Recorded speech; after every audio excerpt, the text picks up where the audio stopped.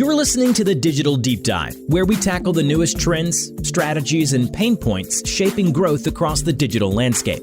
From Amazon and D2C to international expansion, join our host and e-commerce leaders across multiple industries for in-depth discussions on how to maximize your brands in the digital arena. Now, here's your host, Aaron Conant.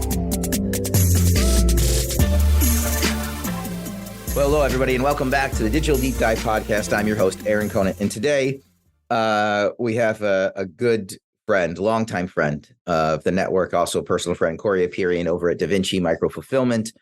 He's been on before, as many of you know, probably the leader in the space as far as an industry expert around logistics and fulfillment for the direct-to-consumer world, and that's pretty much anything across the board. And coming off from last week's podcast with Avi Moskowitz over at Pretty Damn Quick, this idea around delivery and driving profitability, but also driving conversion. It's at the top of everybody's mind. We talked about a little bit before, customer acquisition costs are through the roof. You're doing all this stuff to get them to the site. Now we need to convert them.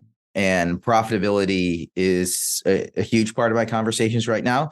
And Corey and I were catching up just last week around things that are going on. And he mentioned on the delivery side how it's increasing conversion. And I just had that conversation with Avi.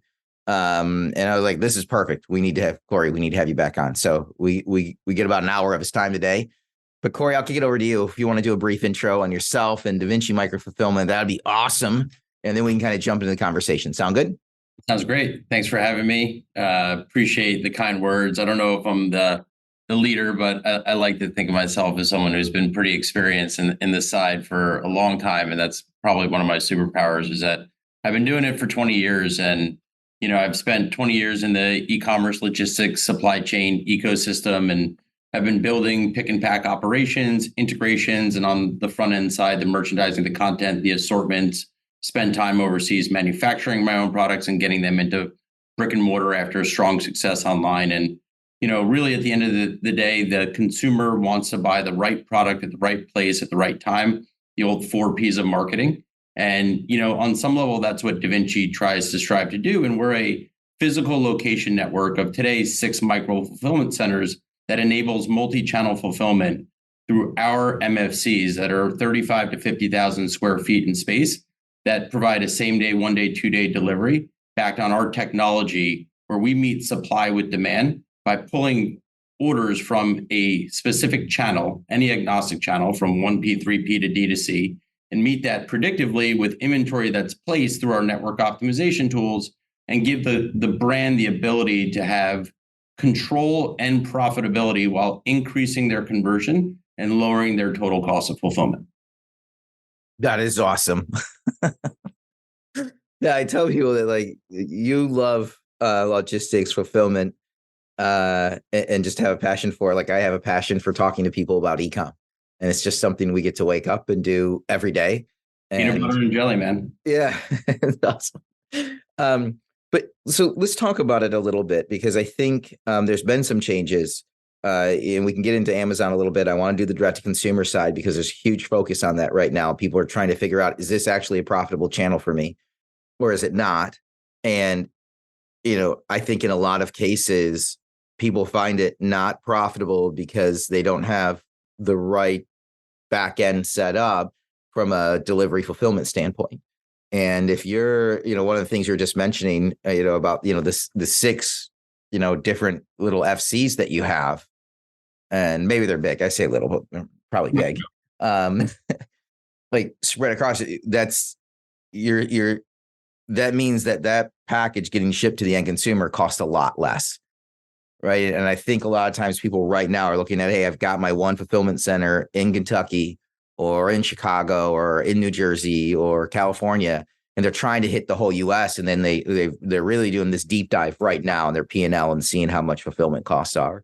Yeah. It's such a, and it's not just that, right? It's not just about getting something closer to the end customer, right? And, I see a lot of stuff out there that says, well, we have 2 buildings in the US and we hit everything in 2 days. And it's like, well, that's not fully accurate. And ultimately, the way that the shipping lanes are built and how the carrier sortation centers are built, like you really need at least 4 to be in like the 99 percentile for UPS and FedEx, and post office is larger, right? Like they have tens of thousands of DDUs, the individual post office. So like depending on the quadrant of product, low value, low weight to high value, high weight, like there are certain items that like lend itself to a certain carrier. And if you want to be SFP and maintain that prime badge, if you want to have a Walmart 1-day, 2-day flag on the marketplace, and then on the 1P side, like Amazon Direct Fulfillment, to maintain guaranteed delivery and the prime badges that you need to do, like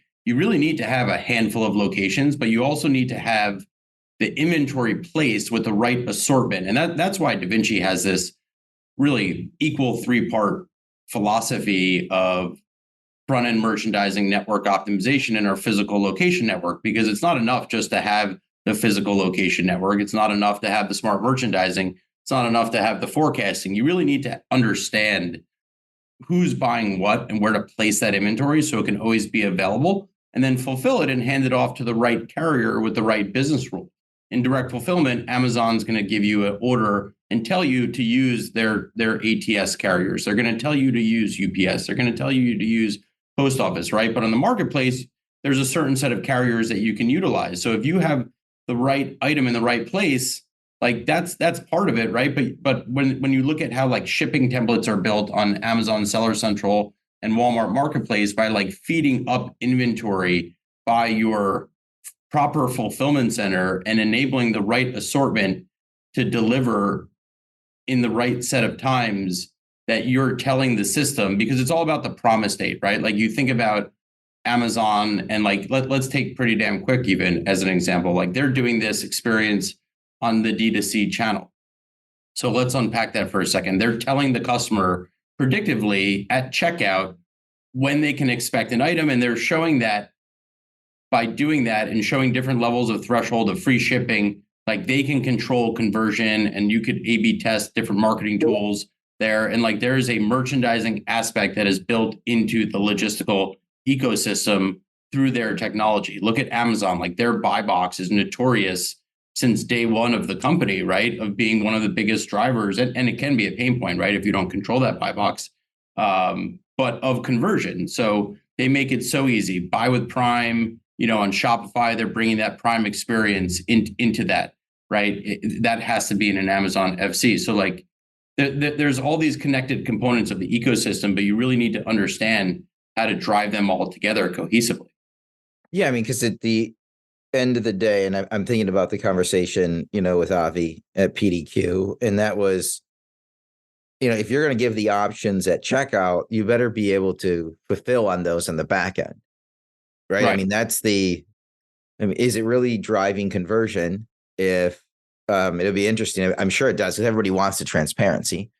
But how much more would it drive conversion if it takes it from 3 days to 2 days? Or if you're like, hey, I'm being really transparent, it's going to be there 7 days. Yeah, so there's data out of that. There's data that some of those answers are very visible for a long time. I mean, if you have a Prime badge on an item versus no Prime badge, and you're in a 2-day delivery, like you can expect a 18 to 20% conversion. If you could drive that down to 1 day, you can expect a 25+% conversion. Similar on the Walmart side with a 1-day, 2-day flag. So I think like it's somewhat table stakes now in the ecosystem to be able to manage your orders as a fulfillment company and as a brand, and to know how to meet the service levels required. Now, this is fulfillment and logistics, and there's nothing that's always going to be perfect all the time. Even Amazon, during the Turkey 5, Amazon had a very large handful of their detail pages showed a 5 to 7 delivery cadence, because they knew the volume that was expecting. But what they did was they put the right promise date out there to the customer and under promise, over deliver, instead of the other way around. Like that's where you're going to lose customers. If you tell them you're going to deliver something in 1 to 2 days and it comes in 5 to 7, that's a problem, right? But if you tell them that it's going to be 5 to 7 and it gets there 3 to 5, 1 to 2, obviously that's okay, right? But it's all about building, as the fulfillment company and the carrier, it's about building that density, number one, but it's also about having the right item. So if you're if you're inside of FBA, as an example, and you have a low value, low weight item like toothpaste or jewelry or something like that, like you're probably going to have like the most profitable experience by having that product inside FBA, as long as you can manage that the right way. And it's really hard to do that on a fulfillment side unless you have many buildings that you can reach the customer and still maintain that Prime badge in that time frame, because it's almost too expensive to go through UPS, FedEx, and you have to go through post office. And post office has a little bit of a longer lead time unless you're injecting right into the DDUs, which is that end post office or sort center, where you can get a same day, next day delivery with them. But when you think about different peak season and different, drive times throughout the year, like, Mother's Day, Father's Day, Christmas, whatever, like all the Christmas cards are going through, all the Mother's Day cards are going through the post office. So like your package now, and because of their rates, like so many of the e-commerce marketplaces are jumping into the post office also, and UPS and FedEx have had peak surcharges, and, UPS almost had a strike. So brands and merchants are trying to diversify, their exposure. But at the end of the day, there's a delivery cadence. So if you have a $10 item and it costs $8 to ship alone through a UPS and FedEx, that's under 10 pounds, like that's going to be really hard to make money, versus where you have a, over 10-pound item that retails for 45 to $200. Like you can build that in, and you can comfortably know specifically if you have inventory placed in the right regions, and then combined with the profitability cadence and getting it out of your buildings at the right time, you can deliver that to the customer and meet the service level to keep maintaining that Prime badge or Walmart 2-day flag, or even on D2C to not upset that customer promise. Yeah. And I think on the direct to consumer side, it's a huge focus right now. So a couple of things come to mind. You mentioned seller fulfilled Prime badges. So they're back. I've had a lot of brands trying it out right now. And if you only have one and even two fulfillment centers, those brands are really stubbing their toe. So they're in the trial area right now, but really quickly, they're getting to the point where, they're getting flagged. They can't meet the delivery times at the end of the day. They can get out the door on time.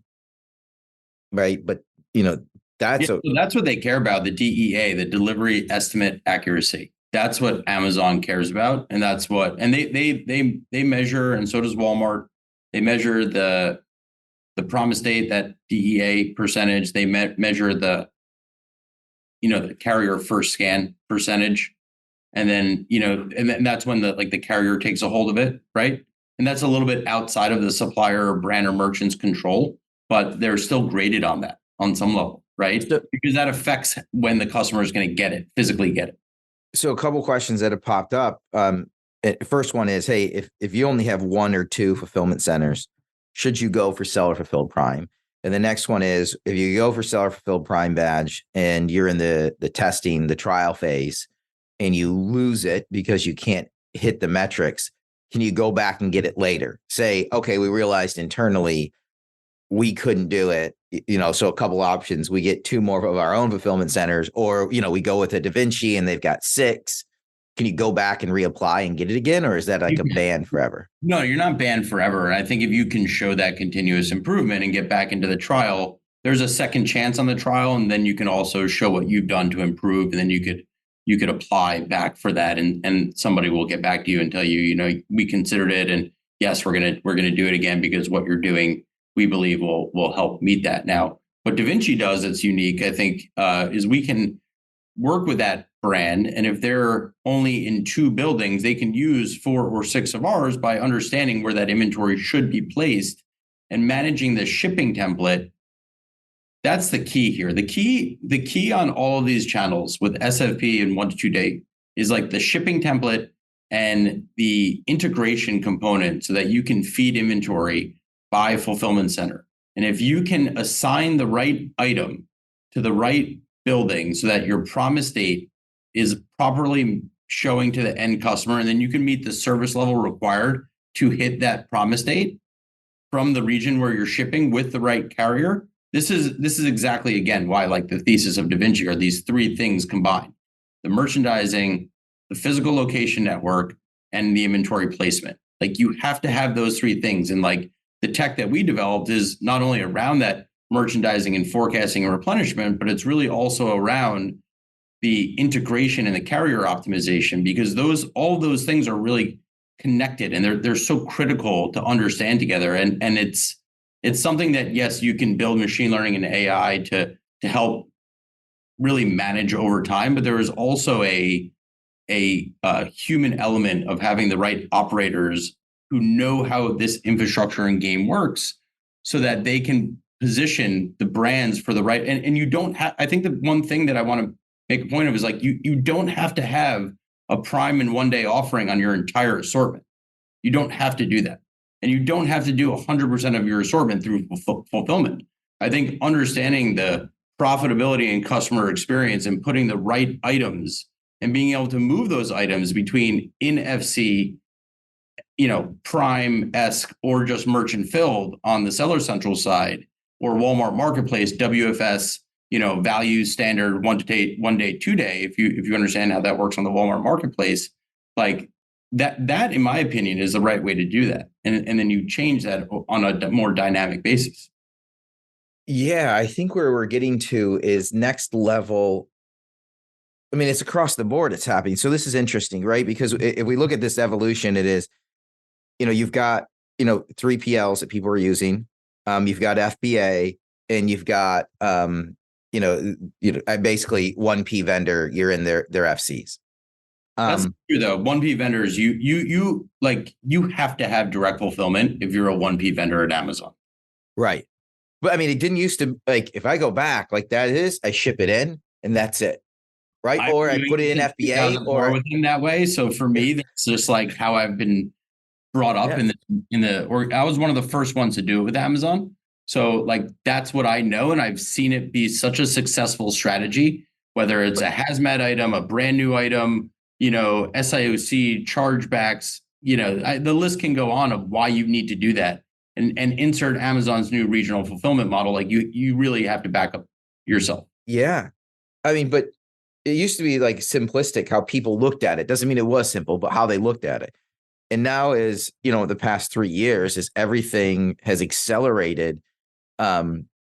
Everybody's taking this step back. And that's why I like this profitability piece is how you're looking at it doesn't have to be a one-sided approach. And even by vendor. Hey, we're now FBA or we're self-fulfilled Prime. And so now everything in Walmart has to be that way, or vice versa, that you can now select, or, hey, I have to go all in with a 3PL or all in with Amazon. I can't have two separate sets of inventory. And when we're peeling back the onion here, it's kind of hitting me like, so somebody could literally come to you now and say, hey, I've got 2 of my own fulfillment centers. They're both on the East Coast. I've got that covered, but I don't have the West Coast and I don't have central portion of the US. I want to use 4 of your fulfillment centers across there. You can plug in and have that different inventory forward deployed. So you can hit anywhere in the US. They're not all in with you. They can still, handle everything they want to handle internally. But then they can also selectively say, hey, I want this to be seller fulfilled Prime. If they're moving a huge push right now, as people try to figure out profitability, should I be 1P or 3P? Yeah. Right. But they know if they go 3P, they need seller fulfilled Prime option. And you can start really mixing and matching your delivery, methods, partners, and where you're selling it at based on the catalog items that you have, rather than taking a holistic approach. I'm all in FBA. Correct. Wow. Okay. Yeah. That's just, everybody's shaking their heads like, we really want this, but we don't really want it. It's like when you go show up at you really need a new car, your car broke down and there's, 50 different colors and types of cars. You're like, I just wish there was one, right? One option, because that's the easiest, but one minivan. People are going to be peeling back now. Okay, I need to look at my catalog holistically. If you really want to get into profitability, right, which everybody's looking at, I need to look at this thing holistically across direct to consumer, all the different marketplaces. How do I want to engage on the marketplaces? How am I going to do fulfillment? What partners am I going to have, and how am I going to plug in? And then how am I going to sell each item to maximize the overall profitability? And the companies who do that and take it next level are going to crush it. especially over the next year. Correct. Yeah. I mean, everybody wants to know that. I mean, I think, there was a lot of people in the industry last year that said, by June or July of 2023, things are going to start to look really good, and here we are in a freight recession. And, despite what the news says, like Black Friday was good for e-commerce shopping, but a lot of people went back into the store. The Temus and the Sheins took some, market share, et cetera, TikToks out of Amazon and Target, Walmart, and, brands, are very carefully watching their advertising dollars. It's harder to get capital. Interest rates are still high, so there's less capital available as a result of it, and valuations are down. So, that's put pressure on, and consumers aren't spending as much, right? Like highest GDP in the country that we've ever had in 2023, but that doesn't mean consumers are spending, on e-commerce and retail at the levels that they were before. They're spending on different things, and I think the interesting thing here is that everybody's now looking at, reverse logistics and freight and optimization and all those things. But like the ones that have invested in their own infrastructure, and going back to what you started this podcast on, was like, this 1 to 2 day fulfillment. I could hit the whole country in 2 days, from 2 buildings. Well, you really can't. And like, if you move that 2 day to 1 day, like that's a really big financial impact. That's a 25% increase, decrease, however, which way you look at it, zone to zone, from UPS and FedEx alone, or even post office, could be even more. And when you're in a $20 item or even a $100 item, like those could be really impactful gross margin dollars to the business, and things that can be reinvested while increasing the conversion. So you're growing your top line by moving from 1 to 2 day, and you're completely increasing your cash on hand because your freight cost is so dramatically lowering, and you're completely creating a flywheel in its own, specifically if you have the right item being sold there, and then you can feed those item sets off other channels. Like that's the way that I've always done it. That's the way that I try to tell my brands and merchants that are working with Davinci now, and they appreciate that insight, because like I said, our superpower at Davinci is we have a lot of operators here who have been doing this for a long time. So we've kind of seen history repeat itself throughout the ecosystem over 20 years. And we're just trying to give that knowledge back to people. How many times do you step in and you save people money at the end of the day? Because I can see that happening. Yeah, almost every time, right? I mean, there's certainly times where it's purely incremental. There's a lot of our brands that don't have the capability, but Amazon told them, you need to have direct fulfillment. You need to backup supply these core ASINs. I can't bring this in. It's meltable. It's hazmat. So they didn't have it before. So it's purely incremental, but it's an opportunity cost that they didn't have. So that's, but it's done in a very profitable way. However, there are, several dozen brands in our ecosystem that we are saving them money on a day-to-day basis. And it depends on what the category and the quadrant where they are in when you look at the percentage of savings. But I would say, the 20 to 25% savings and a 30 plus increase in sales is a reality for the brands in our ecosystem. Wow. Yeah, I don't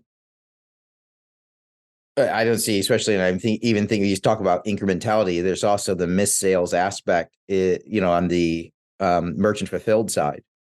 If you're in vendor, how do you back up inventory?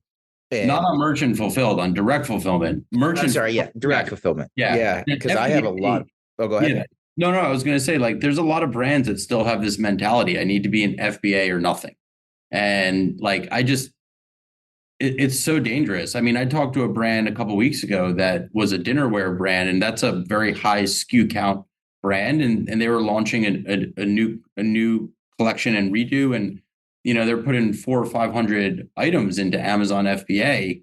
And like, to me, that's just like so dangerous, and you don't really get to learn the right way that way. Now, I understand that a Prime badge is really critical and necessary.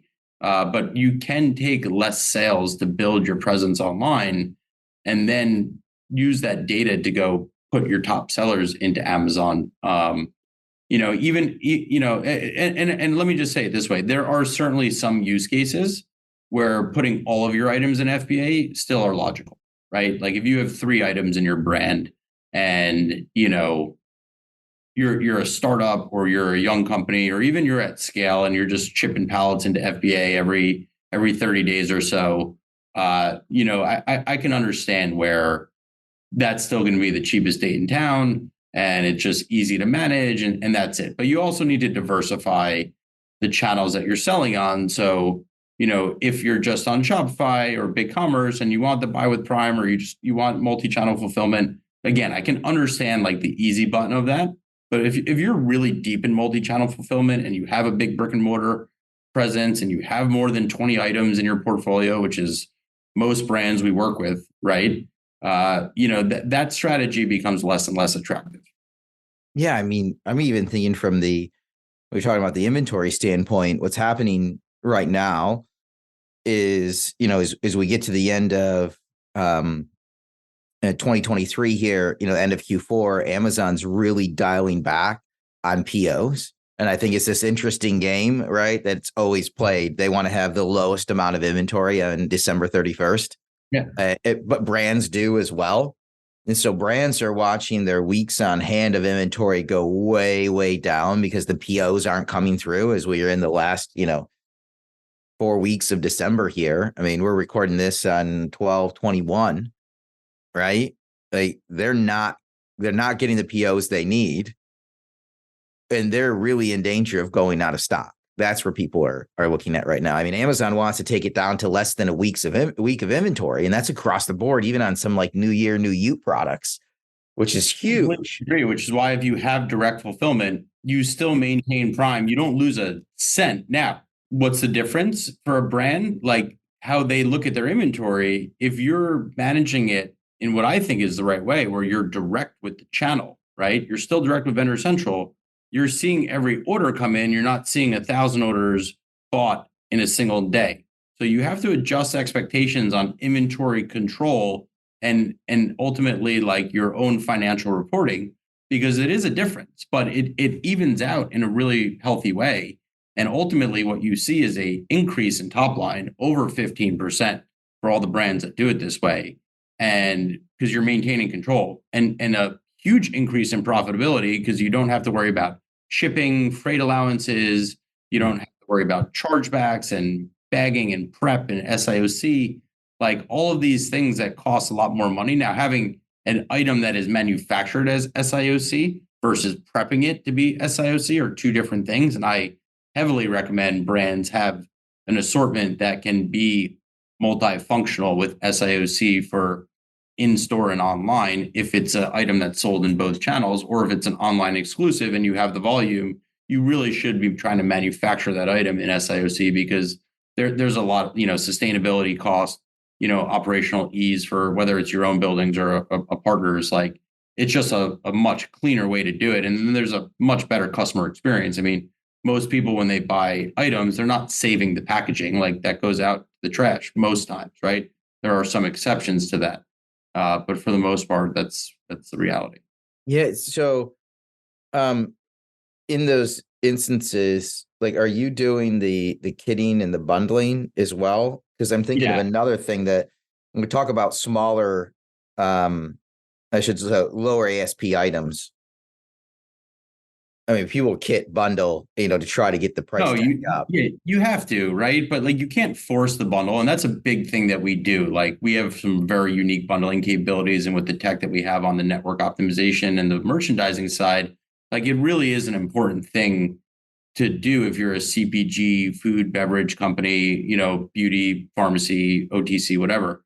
You're not going to do it with 2 toaster ovens, right? So it is category specific on some level. And it's very channel specific also, but it allows you to do that. It allows you to create more inventory turns and sell the right item and kind of test that through. And I think where the D2C piece comes in is that you see a lot of these CPG companies being forced to bundle on D2C, which is not a bad thing. And people love variety packs, and their buying habit is certainly different. But if you're selling a Crest toothpaste, right? Like someone's just going to walk into Target and Walmart and throw it in their shopping cart, or a grocery store, right, as they're walking down the aisle. But if you want a 3-pack, like, I subscribe and save my toothpaste on Amazon, and, I get a 3-pack and I don't have to worry about it for however many days, right? But at the same time, like, you can't force the bundle on the customer, but you also have to be cognizant of the freight. And then you have to like ask the question, like, who am I selling this to? Like D2C, you're selling it to an end customer who really wants your product. But if that item is available similarly at Amazon or Costco or Target at a different value or a similar value, like, am I undercutting retail? So you have to balance that. When you insert a channel like TikTok, which I kind of look at on some level as like the new broadcast channel. It's like the new HSN and QVC for the younger generations. Like, it's kind of like this spot buy, and like there's all this technology that's like feeding advertising up. So you're hoping that someone's going to see it and buy. There's no add to cart and like waiting later in those channels. So, how are you selling that item? There has to be some call to action, some value driven component to the merchandising. And the channels are not blurred. A lot of people talk about how the channels are blurred now. That is a channel, right? Like, in my definition of how I look at marketing and merchandising, and how you fulfill that is another conversation, but clearly connected. So, I do think it's important for CPGs to have D2C presence. Does it have to be their highest volume presence? No, it doesn't, right? But it is their connection to the customer. And you do get to do things there that you really can't do in other areas online. Or yeah. I mean, I'm even thinking, build your own bundle. I'm thinking test and learning on bundles and packages before you would launch them to a broader, marketplace base. If on the back end you have the capability, data, right? If you have an item, because you can't do that on Amazon or Walmart. Right. Yeah. So I mean, site, like, you can capture that and then go market to those consumers that are loyal consumers for your brand. Yeah. If you've got the capabilities in the back end. Correct. Well, and that's a whole nother conversation. And that's like, I think something that's slowly changing. I know on the brand in my brand days, the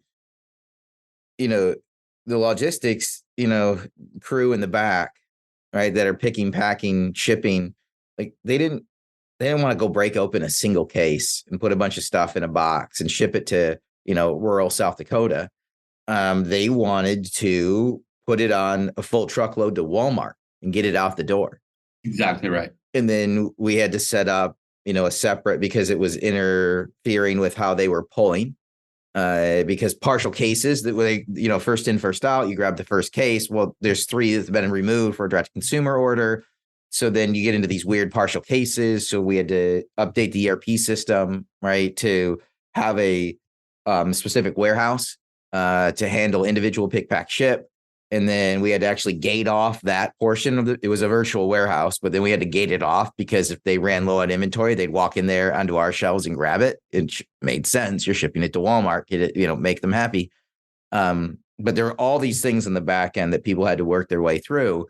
And I think slowly there's enough pressure now that, those teams are realizing that, like, when we bring in like a Davinci, it's not impacting their overall job or role. We're not making them obsolete. We're just removing the pieces they don't want to do anyways. Right. That is so true. And it's so funny because I just had this with a brand this week that we've been with for many years. And they're you still see, that's a human nature thing. You still see that fear come up. But like, if you just let the system do, like, it's taking the things that you're complaining about anyways, and we automate that. And then they're like, oh, wait, you're right. This makes sense. Look what this just did, and it's for the right reasons. And I think people see that, what the intentions are and what we're trying to accomplish together with them. Selfishly for Davinci, I can say that firsthand that we've had those positive experiences, but this is still the first few innings of e-commerce, right? Like, so true. We can't take our eyes off of that. There's so many smart people in this industry, and there's so much more data and transparency and visibility today than there ever has been. But it's still early days. I mean, it doesn't feel like early. I know when we say, I know it doesn't feel like early days because the last few years have been so frantic. It's like we ran. People got their PhD during COVID in e-commerce, but it's still early days.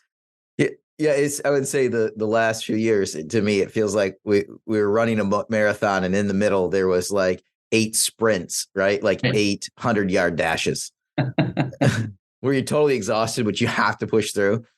And then you think it's going to slow down. But now, in all reality, I think things are slowing down. The fact that this many people are looking at, are taking a pause, right? They've signed up for everything over the past couple of years. They're taking a pause. They're reevaluating Amazon agencies, their direct to consumer, their branding agency, how they're spending.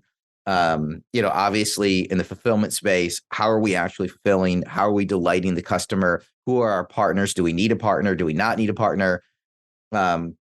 And all of that, what's interesting is all of that right now is being driven by profitability. And it's not just by, hey, this is the coolest new thing, we have to have this, or our website's going to go down, or we're not going to sell as much, that the fear of missing out if we don't have it. It's literally being driven by, hey, let's take a step back. What's working, what's not, what's being impactful to budget and what's not. And then let's pick those partners, right, that, or make those hires that are going to be the most impactful around our profitability going forward. And that's exciting. Totally. Because I think you're right. They totally think you're right. We're just in the first few innings here, but everybody's started to get their bearings. It's like we played the golf course a couple times, right? And now we really know the golf course. So let's go fine tune our game for it. I've been picking your brain for a while. Like, I always like to throw it out there. Anything you want to, any questions you have for me? I mean, I guess, first of all, I love these conversations. This was a great one. I love this stuff, and it is really starting to get scientific here. So I love it. And I really welcome people to listen to, what we talked about earlier on shipping templates and assortment planning, and, making sure that cadence is proper. But I would say from your side, like, what do you see brands talking about? I mean, you just alluded to it right now. They're looking at agencies, they've tried every tool. Like, what are they coming out and saying from a feature set and ELT capability that are like the must-haves going into the next 3 years? You talk to every brand, so you hear it, right? One of the most respected guys in the industry I've ever. Yeah. Thank you. I appreciate that. Well, I'm going to work backwards. It is, first of all, it is on the delivery side, which is super interesting to me. The fact that we're doing 2 podcasts in a row on it is just because it's so keen for everybody out there that, like, do they want it in 2 days or 5 days? Let's be real. Everybody wants it in 2 days, but they'll settle for 5. But if I have the choice between 5 days and 2 days, and most times I'm taking 2 days, unless I'm on vacation or something crazy like that. So this delivery aspect and control, if I think the driving factor is profitability and the theme is control. I want control of my inventory. I've been burned by Amazon multiple times, and every time I think we're friends again, they do something like this, and they don't they don't issue POs in December to hit their number, and now they're affecting my number. So control around inventory, control around paid media, retail media, right? The control or like measuring the efficacy of the return.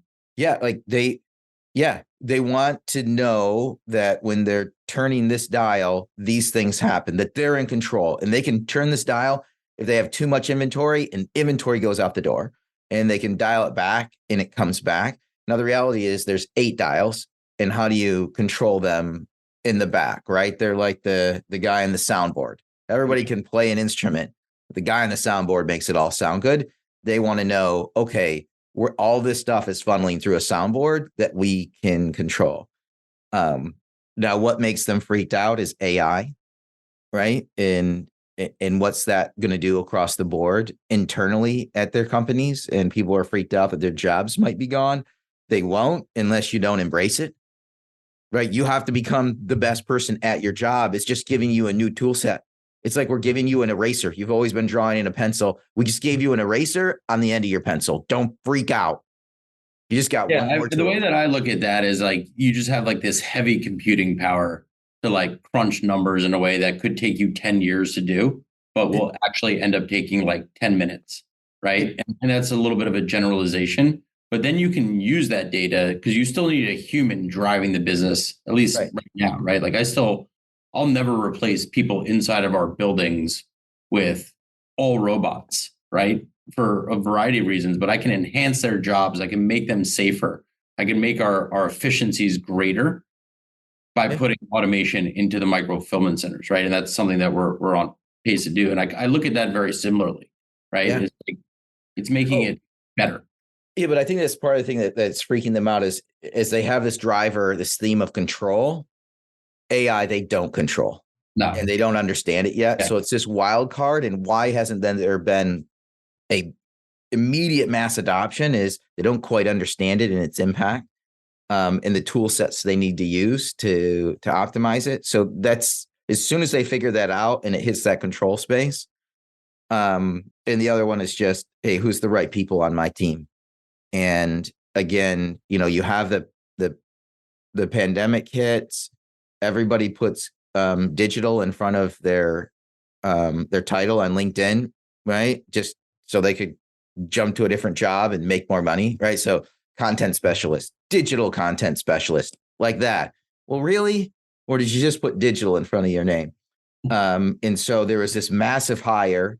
And what we're seeing right now is people are kind of like a blanket trying to trim people out so they can go back and rehire the right people.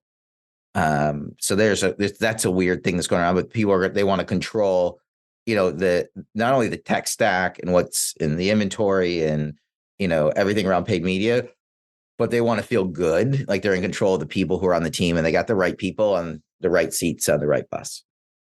And that's hard. But I think people have this giant, like, we're finally there. Like we're finally there where we can start doing the stuff we always wanted to do. And that's exciting for me. I think it's going to be a super interesting year. I think, again, if you're in the digital marketing side of the house, like just buckle up. You thought it's been crazy the past few years. It's going to get crazier with AI content generation, AI bidding. Like it's going to get crazier for you. I would spend, if I'm in digital marketing, I'm spending 10 hours a week looking at AI tools and AI as a whole. That's what I'm doing. And I'm playing around with them. Yep. I'm getting as many free trials as I possibly can. I'm doing it all in a sandbox. But yeah, that's crazy. So interesting. Interesting. But I see we're literally right at time here. We need to do multiple of these every year, Corey. Truly appreciate you, everything you're doing for the brands and the network, and the friendship as a whole. I love how you pour into our network as a whole. You educate me in this space seems like on a weekly basis now. Corey's the one I reach out to when I have any questions in the supply chain logistics space.